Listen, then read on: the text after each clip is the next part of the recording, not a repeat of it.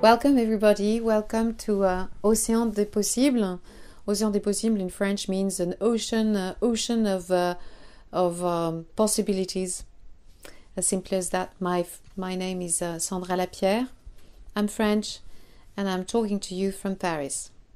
So today I would like to talk to you about how to use your conscious mind and your unconscious mind and help them communicate to each other, with each other. So these two have their own identity, their own purpose. They're not doing the same thing. They're two separate systems. Now, it's not because they're two separate systems that these systems can't communicate. They can, and it's always best for them to do so. And you can help them communicate more efficiently. So I'm going to explain to you how you can do so. So I'm going to start with the conscious mind. So what is the conscious mind? Well, the conscious mind is the boss. It gives it defines goals, it gives the direction, and it gives the focus, the orientation, in other words. It's like in a department store. You have the big boss, and the big boss has a policy for the store, and the boss wants the store to do well, to perform well. The boss has its objective. Now, that's a very good start. It's always an excellent start to have a boss who knows what he wants.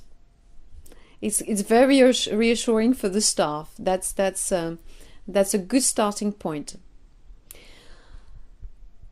But now imagine a boss who's not capable of delegating, telling others what to do.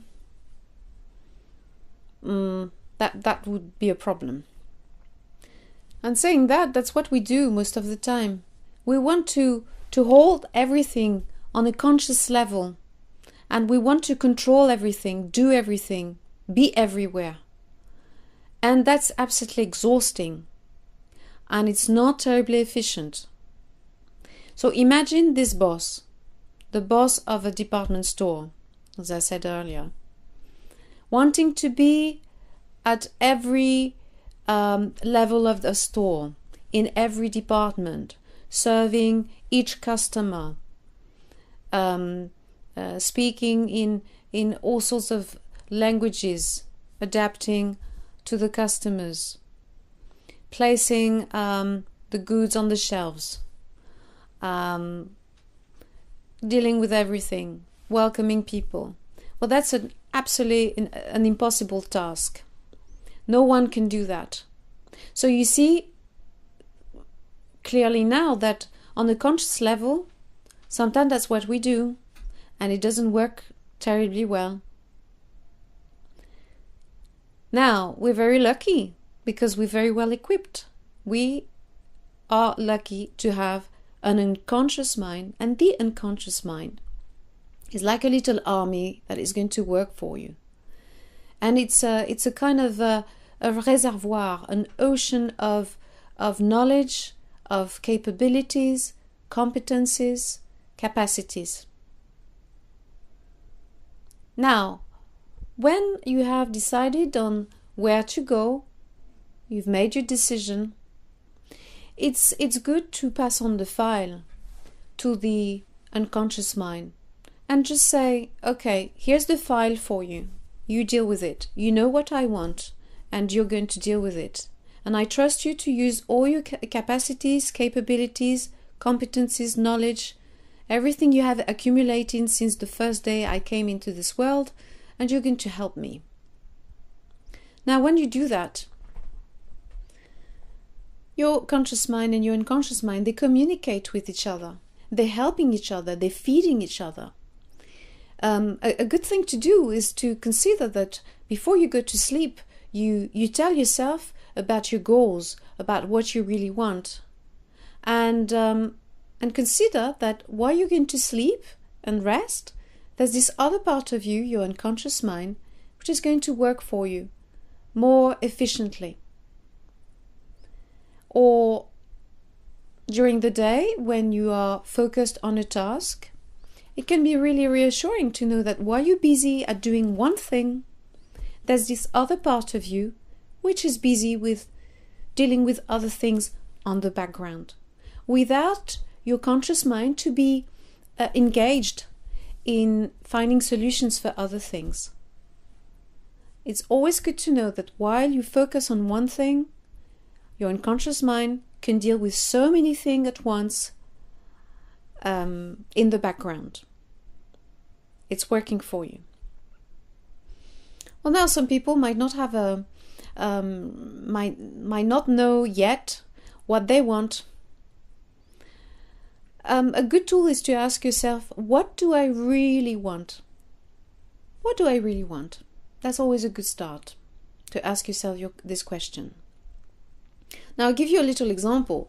If you went to the station and you want to buy a ticket and you say, I would like to, you tell the employee working the station, I would like to buy a ticket to get out of Paris, or I would like a ticket to get out of London, out of New York, whatever. The employee will be in difficulty and probably will ask you, but what do you really want? What do you want? Where do you want to go? Well, I don't know. I just want to get out of Paris. I just want to get out of London, New York. I just want to get out of this place. You can't go really further if you don't know what you want. Another possibility, you have someone quite masterful, person who takes decision and say, okay, easy peasy. You don't know where you want to go? Well, I'm going to sell you a ticket and I'm going to choose for you. Now, when you don't know where you want to go, where you want to be, you're taking the risk of having someone making the decisions for you. And once you let someone else making the decision for you, for yourself, well, you're losing your freedom. So I want to believe that for most of us, we definitely want more freedom in our lives. We want to be in control of our lives. And as I said earlier, a good way of being more in control of one's life is to let go. And to let go is by saying, this is what I want, and I give it all up to you, my unconscious mind, for you to deal with it and for you to help me. That's all for today. I really hope that that was helpful for you, and that you're going to start putting in practice all these little tools, indications I've developed in this video. Of course, there will be more videos on different themes coming up. So that's all for now. Thank you for your attention, and see you very soon in Océan des possibles. Au revoir.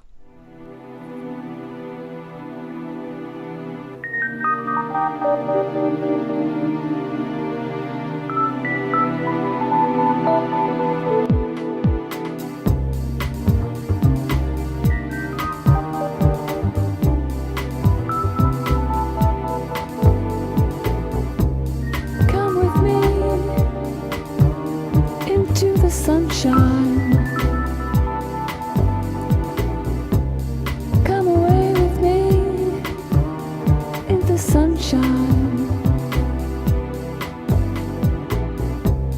Don't be afraid of the sunlight.